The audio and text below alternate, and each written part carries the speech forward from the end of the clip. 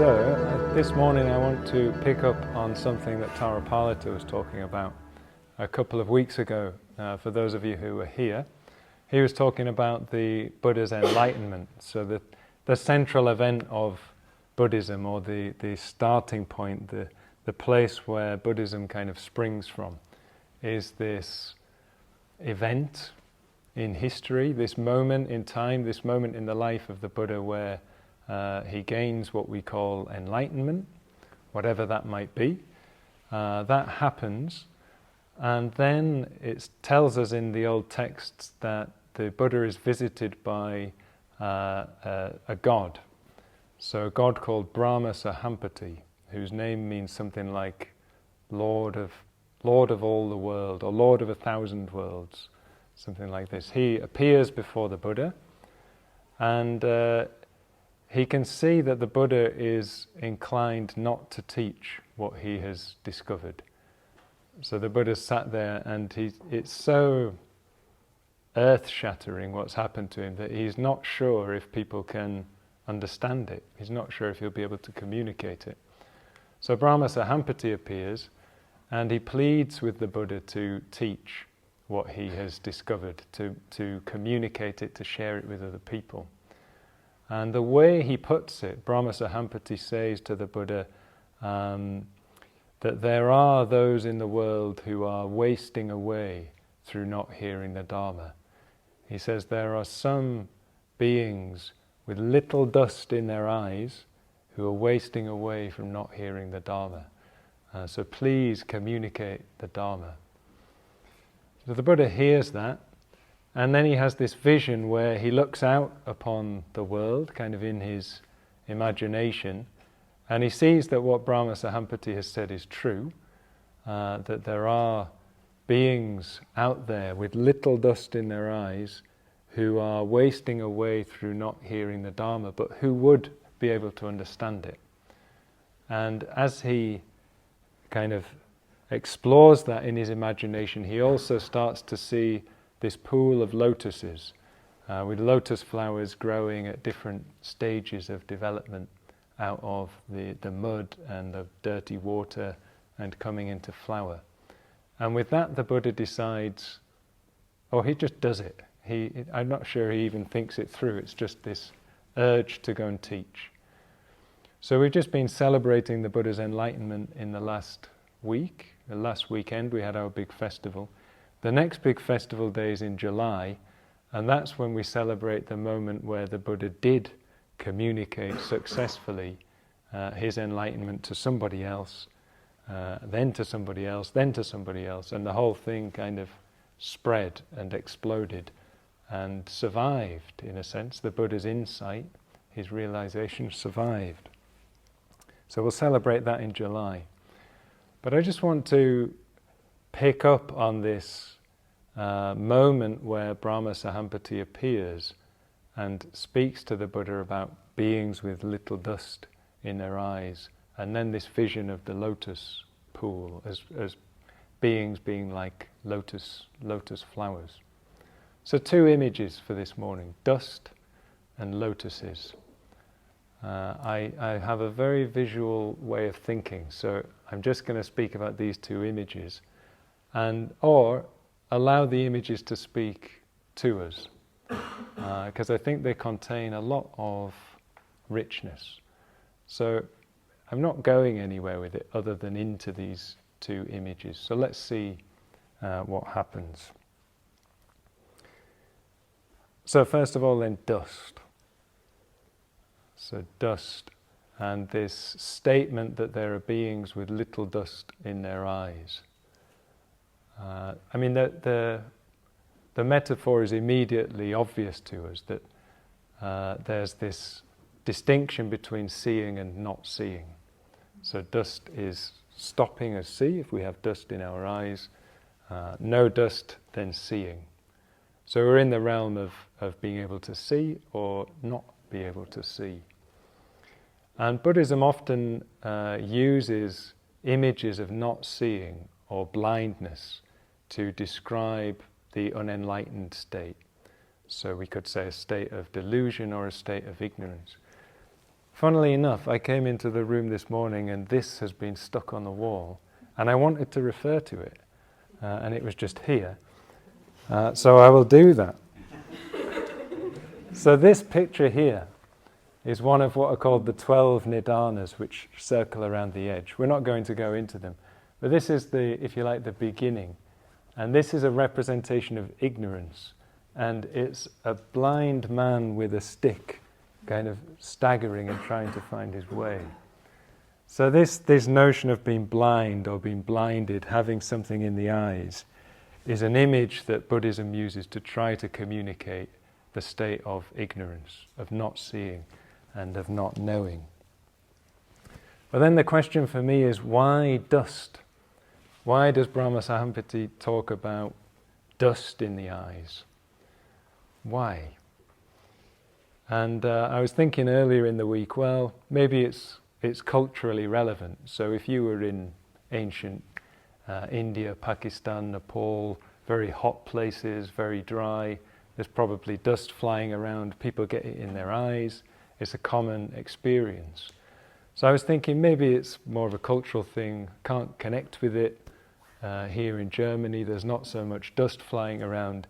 And then there's been all this pollen floating around in the air this week. And on Thursday night I went to meet Max and Peter, and I was cycling on my bike, and when I got to them, for the first 5 minutes, I just couldn't really speak because I had something in my eye. And it was really painful. And it took ages to kind of get the thing out. So this idea of having dust in the eyes, it's not just that we can't see, it's that not being able to see is painful. Yeah? So the Buddha's communicating, or Padmasagara in this case, that the state of ignorance, the state of being deluded, not being able to see clearly, it's not just neutral, it's painful. It's painful when we get something in the eye, when we get dust in the eye. It reminded me of this image, I don't know if people have seen it, of the Dust Bowl in the US and Canada in the 1930s. There's this image of a woman, the migrant mother, I think is the name of the photograph. Dorothea Lange, I think, is in it? Yeah? Okay. Some Americans in the room giving me the thumbs up. So there's this image of this woman in the 1930s. She has 2 children who are turned away from the camera, just resting on the shoulders. And her face is covered in dust. The expression is one of real anguish, anxiety, pain. This whole Dust Bowl thing in America in the 30s, it's like entire swathes of land were just destroyed by drought and by wind blowing the dry soil away and just creating these huge clouds of dust, displacing people from their homes, creating hunger, malnutrition, people getting pneumonia from inhaling all the dust. So it's more than just dust in the eye. We can think of dust as a metaphor for that whole human experience of things like hunger, poverty, displacement, illness, sickness as well. So this image of dust, I think, can communicate a lot to us. The Buddhist tradition also, we find this in the texts, uses the image of dust in a slightly different way to communicate the suffering and the pain of the human condition. Sometimes the Buddha would speak in terms of the household life. He was comparing it with his own lifestyle of just wandering freely around the country. The household life is cramped and dusty. So life at home is cramped and dusty, whereas the homeless life that he lived was free, like the air, so free to move.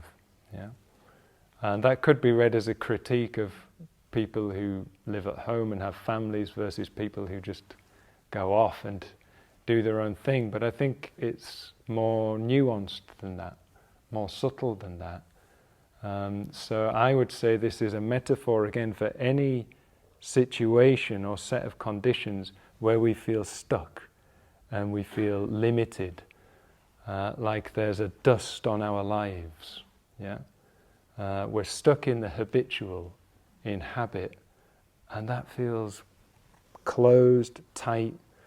Dust settles. Funnily enough, this week I've been moving a lot of furniture around. And you know when you pull out the piece of furniture that's been there for 5 years, and behind it there's just all these cobwebs and dust. And just moving it out, cleaning behind it, putting it somewhere else, the feeling of freedom that brings. It's really interesting. I was sat there last night just experiencing all this kind of free-flowing energy. Maybe that's what Feng Shui is all about. I know nothing about it, but so even just within a household, within our own homes, moving things and dusting creates this sense of freedom, this movement. So this sense that dust is both an image for pain, suffering, but also the pain and suffering of feeling stuck in our habits, not being able to move, not being able to change, not being free to grow. I think this image of dust carries that. And the Buddhist tradition talks in a lot of detail about suffering and different kind of levels or degrees of suffering. And I guess that's why Brahma Sahampati also talks about some beings have less dust in their eyes, or little dust in their eyes. It implies, doesn't it, that some have lots, others have less. Yeah. So let me just refer again to this image that somebody's very helpfully put on the wall. So if you're unfamiliar with this image, it's the wheel of life, and we actually have it on the wall. Sometimes people just miss it, which is interesting because it's massive. On the red wall we have a big painting of the wheel of life, so you can have a look on your way out as well. But in the middle, I'll have to get up one. We have the 12 links around the edge, starting with ignorance. But on the more inner circle, we have these 6 different realms. And it's said that they represent 6 different realms in the cosmos. So one of them is the human realm, but then we have all these other realms as well. And they demonstrate or display, I think, suffering of different kinds. So the whole thing is a depiction of the human condition and the inherent suffering in the human condition. The 6 realms kind of break that down into, well, it could be this bad, it could be a bit better, it could be too good. So we have an animal realm. Sorry, I'll point it out. So we have an animal realm where there's suffering because everything is just instinctual. There's no, again, habit, cramped, dusty. We're just stuck in kind of animal instincts. So that can be painful. That's there. Here we have the realm of what are known as the jealous gods, or the Ashuras. So they're always trying to go to war with another god realm. And again, that's painful. Envy, jealousy, always wanting to be in a state of combat and fight. Then we have the realm of the hungry ghosts. So the pain of the hungry ghosts is that even though they can eat food, nothing can go down. They've just got these big swollen bellies. Nothing satisfies. There's always hunger for more and more and more. And then right at the bottom we have the hell realms. So kind of on fire, terrible, angry-looking creatures, skulls. You get the picture. So maybe that's the worst one in some respects. But they're all communicating. There are these different states of being and different degrees of suffering with different intensities. I'll talk about the others in a moment.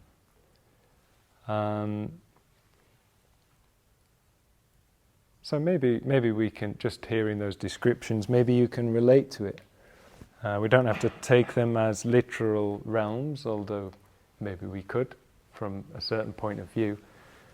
But maybe you can relate to them just in your own lives. There are certainly times where I feel like a hungry ghost. Yeah, when however much I eat or however much of something I get, there's always a drive for something more. There are definitely times where I feel jealousy, envy, particularly if somebody gives a better talk than me, for example. Not all the time. Hell realms where things are just completely swamping you. There's seemingly no way out. And animal realms where we're just being driven by our instincts. So these are all different ways that we can experience suffering. But coming back to dust, there's another type of dust that I want to talk about, which relates to one of the other realms, and that is fairy dust. So my young niece, she likes to play with this stuff like glitter in a tube, which is very cleverly marketed as fairy dust, and yeah, it's all cute and everything. I was looking into this whole notion of fairy dust, and apparently there's this whole investigation into where fairy stories begin to express dust or have some kind of connection between fairies or other otherworldly creatures sprinkling dust and using dust. And it seems like it kind of takes different forms. And then when J.M. Barrie wrote the play Peter Pan in the early 20th century, it became like Disney-fied. That's where it kind of explodes and now into the glitter tubes. So Tinkerbell in Peter Pan, the little fairy, she sprinkles dust in the eyes of children, and that means that they can then fly, and they can fly to Neverland, and Neverland is the kind of manifestation of all their daydreams. Yeah, so fairy dust creates this ability to fly into daydream worlds. From a Buddhist point of view, sounds wonderful, doesn't it? And pleasurable. And I'm definitely not dissing fantasy and imagination, because I think it's a really important human quality, and I would say even essential to gaining enlightenment. But misused, that capacity of the imagination can take us into these kind of fairy lands where actually, even though it feels very pleasant and magical, it might be disconnecting us from what's really happening, and therefore it becomes another source of suffering. So we all know that, don't we? Because we've all done meditation, and probably at some point in the meditation we go to Neverland. Whether a fairy comes and sprinkles something in our eyes or whether it's just our own karma is another question, but we end up spiraling off into a fantasy land, which Buddhism calls prapancha, so proliferating mental thought, mental activity, and fantasy. So that creates another kind of suffering, so an intoxication, you could say. It's a bit like a drunkenness, isn't it? The drug gets sprinkled in the eye and we are drunk, we stop seeing. And maybe that relates to the realm of the six, which is at the top, the God realm, where the gods experience so much pleasure in this Buddhist cosmology. They experience pleasure so intensely that they just get a bit complacent. They, if you like, forget about the lower realms, they forget about the truth of suffering, intoxicated with their own pleasure, and that can only last for so long. I'm not sure how long the Buddhist commentators say they're in there, but I think it's a long time, or it can be a long time. But eventually it will end. That will come to an end, and there'll be a dropping down into other more painful experiences. So, where are we? The image of dust, then, I think it's a good metaphor for experiencing in these six realms the suffering of human life, both the suffering that comes through ordinary painful experience, whether it's physical, emotional, existential, but also the suffering that can come through an intoxication with pleasure. And that is also represented by what we have in the middle of that wheel, these three animals.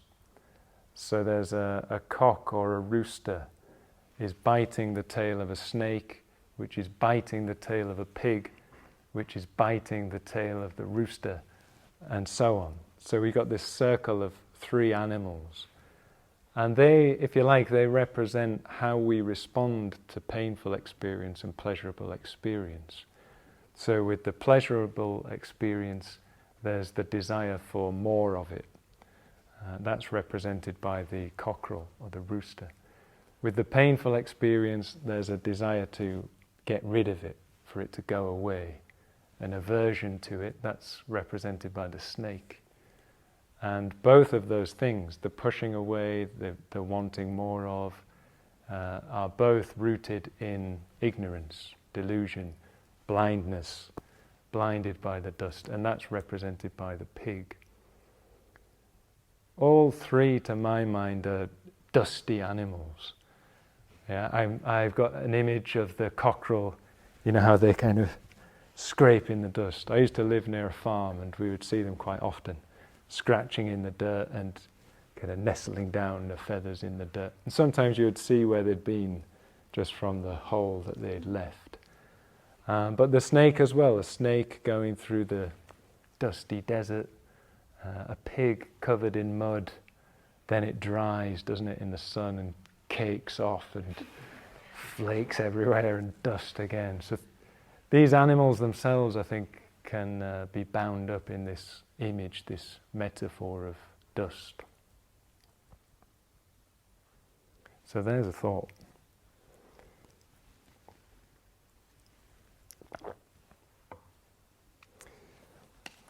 But it's not the whole story.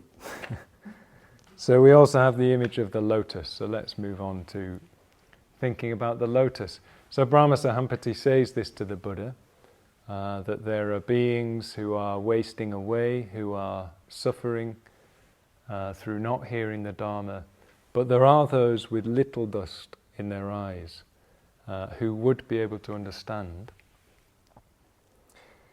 And the Buddha clearly gets the communication from Padmasagara, but also there's this additional thing that happens where we're told that the Buddha sees the reality of that, but also sees lotuses growing out of the water. And that's what moves him then to go and to teach.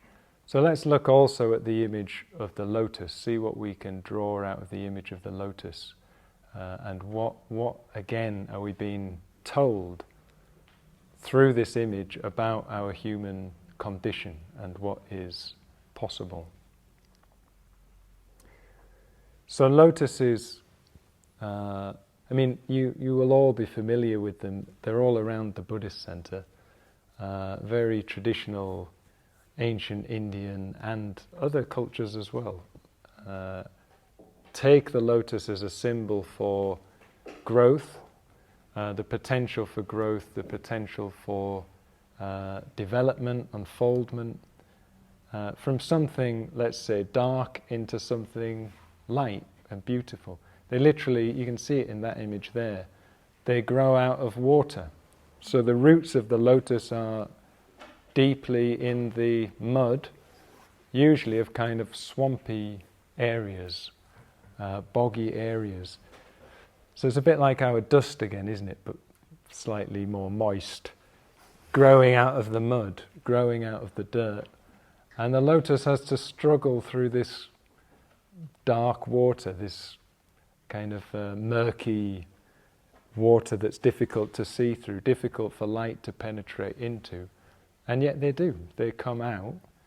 And it's not that they're just a little thing, is it? They're these spectacular, radiant flowers of different colours, amazing.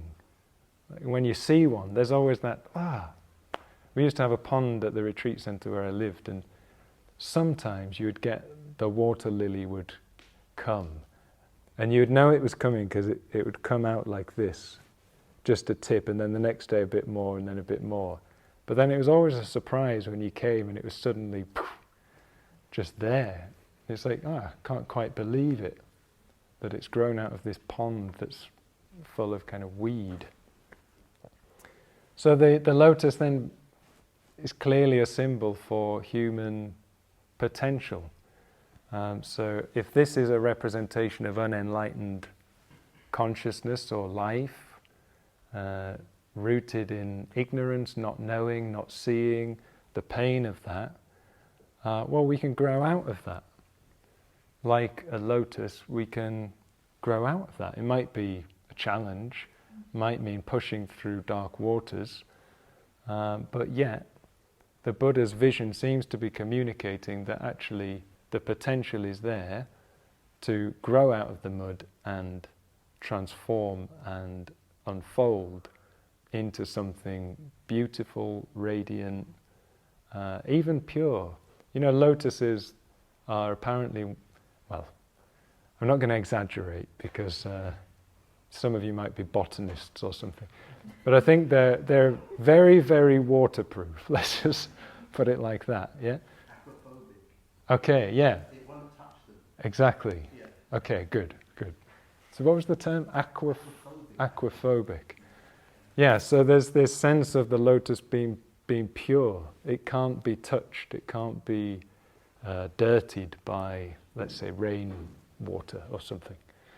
Yeah.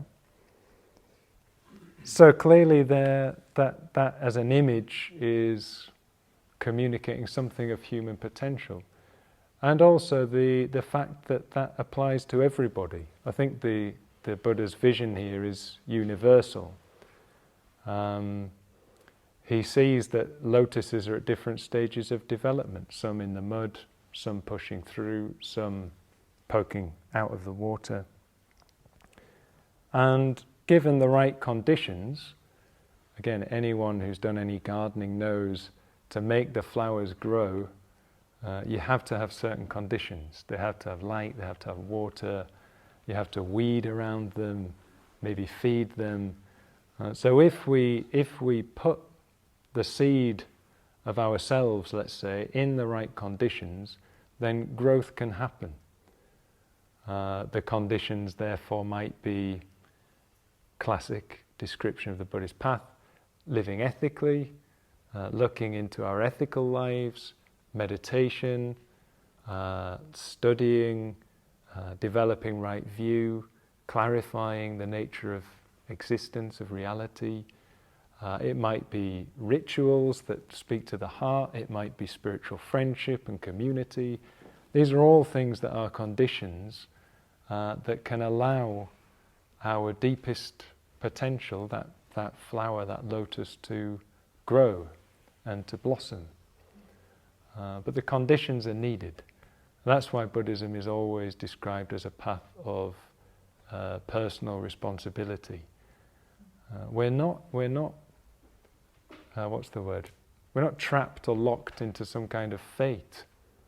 It's not a given what's going to happen of our lives. There is, we do have an agency. We can take responsibility, reorganize the conditions, like me pulling out the furniture. It's possible. The furniture of our lives can move, the cobwebs can be dusted, the dust can be blown off. It's just knowing, isn't it? Well, what are the right conditions? Maybe Buddhism for you can help in discovering that. And if we do find sets of conditions that are working and we maintain them, I don't see any end to that growth. But, having said all that, let's just explore the image a bit further, because there's a kind of shadow side to speaking like that I'm increasingly aware of. I think it's completely true what I just said about growing developing, putting ourselves in the right conditions. The danger is that then we think it's all about effort and willpower, and that all we have to do is try really hard and the lotus will come. But again, gardening, you know that can't happen. You can't force a flower to grow. There's also, with that kind of language, the expectation of increasingly upward growth. Like we should be always getting better and better and better, which might feed into a particular cultural view that life is always about growing, getting bigger, getting better. And sometimes I don't think life is like that. There is a cyclical aspect to life that maybe we've lost in our culture, a recognition of that. So can we somehow bring in another perspective, another side, using the image of the lotus? This has been a particular working ground for me, let's say, in the years of trying to force things to happen, seeing it doesn't work and wondering what else to do instead. Because that can be another sort of intoxication. We can, just as the fairy dust is an intoxication, we can turn our spiritual life or aspiration into another intoxicant. In the Odyssey by Homer, there's he goes to a particular island. Do you know the story? Like Odysseus trying to get home to Ithaca after the Battle of Troy, and having all these. I hope the Roteborg work is not quite as adventurous as this, but he's having all these adventures, and at one point they land on an island which is inhabited by a tribe of lotus eaters, and they're eating these lotuses, and the lotuses are kind of like drugs, which kind of makes them all into fantasy, and Odysseus's men, they keep forgetting that they're trying to get home to Ithaca because they're just eating all these lotuses. And I love that image because if we're not careful, as much as we're trying to create the conditions for our lotus to grow, we don't want to start eating it through some sort of intoxication with this, I'm going to be great and develop and be really spiritual. I think we need something a bit more subtle than that. So going back to the image and the lotus, what else can we learn from that image that can help us avoid that pitfall? Yeah. So, what was I going to say? This is good because now my talk is suddenly not on an upward trajectory. It's good to be humbled. I'm going to have to look at my notes. So the first thing is the lotus image. There's growth, there's upward, there's coming out into the beautiful flower, but the roots are never lost. The seed in the mud of the swamp, in a sense, is still there. So we don't leave behind the dirt. We don't leave behind the mud. Doesn't mean we're affected by it in the same way when we're up and like this, but there's still a connection. I think that's important in many ways, many respects. One might be to say that, well, actually, okay, I'll speak personally. So for myself, there's been this urge to want to grow and to unfold and to flower and be brilliant and radiant and aquaphobic. Yeah? At the expense of losing touch with the ground. Yeah. So let's use the human body rather than the flower as the metaphor. To be so much kind of up and going that I kind of forget the ground beneath my feet. Yeah. So there's something about remaining grounded, or we could even say kind of growing down. So not just growing up, but growing down. And yeah, that's a lesson I've had to learn, to find those moments, like has just happened in the talk, where I forget where I'm going and realize, okay, grow down here. Yeah. So really acknowledge my own weaknesses, acknowledge my own shortcomings, acknowledge my own sufferings, rather than just trying to escape from them and avoid them. Embrace them. Let them be part of the whole picture. Maybe there's some significance in them. Nutrition. Yeah, that's good, isn't it? So in the pond, presumably there's all the nutrients in the soil that the flower needs. Yeah? So there's something about not leaving behind the roots, the soil, the earth, in our spiritual flight upward. And we need both. Yeah? I don't think it's possible to become this, or what this represents, without that kind of whole system. The other thing that relates to that, I think, is that this Lotus vision also, it places the emphasis on relationship. So it's not just about one lotus growing, it's a whole pool. The Buddha's vision is of a whole pool of lotuses. They share an ecosystem. And it's the same for us. We're a whole room full of people. Every one of us here has our own personal quest, let's say. We've all come here for a reason today. My reason might be different to other people's reasons. And yet we've all come together in the same place to do the same practices. So we're part of the same spiritual ecosystem, maybe just for this morning. For those of you who've been coming around for a while, or even part of the order, again, you could look at that as an ecosystem. We're all in relation to each other, and our practice is nourished again by other people's. We even challenge each other, and that can also be a source of growth. So seeing ourselves as being part of a network of other practitioners, a community, a spiritual community, again, I think helps us avoid the tendency, which I definitely have, and maybe a lot of you have, of making it all too subjective. Yeah, we don't want that. We're trying to be less and less selfish or self-centered, but because it's a habit, it just keeps reasserting itself. So to be able to see ourselves and also to be and participate in community, or as we would call it, Sangha, that is such a help on the path, I think. And then the last thing I'll say, I think, is getting close to the end. Another way that, well, I don't know. I don't even want to talk about it like that. So it's easy to give explanations, isn't it? We've been looking at dust. We've been looking at lotuses as images. And I've kind of been drawing out, like, what do these images mean? What can they show us? How can they help us? So to some extent, there's been explanation. Okay, so dust is a metaphor for human suffering. Painful, dust in the eyes.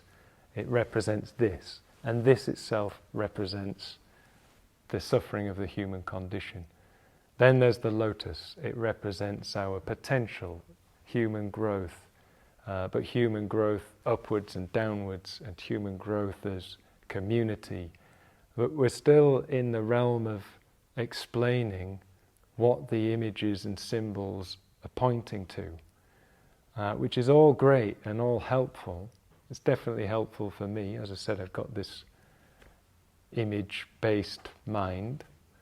But the problem is, if we overdo that, the one thing we lose is the image. So we might lose the image itself of dust in the eyes, or we might lose the image of the lotus because we've jumped onto the explanation and the abstract way of thinking about it. So just for a moment, let's go back just to the images, and just be with the image of dust in the eyes, or the image of the lotus. And maybe just dwelling on the image is the meaning. So remember, for the Buddha, he has the vision and then he acts. It doesn't say the Buddha saw all these lotuses growing in different stages of development and then he thought, human beings are like that because human beings are suffering, and then it doesn't say that. It just says the vision opened up and then the Buddha said, wide open are the doors to the deathless. Let those who have ears or who can hear release their faith. And then he was off to communicate the Dharma. So he has the vision and he knows what to do. So maybe if we just bring to mind dust in the eyes, bring to mind lotus growing out of the water, maybe that on its own does something to us. Yeah. Because that then changes how we see, how we perceive.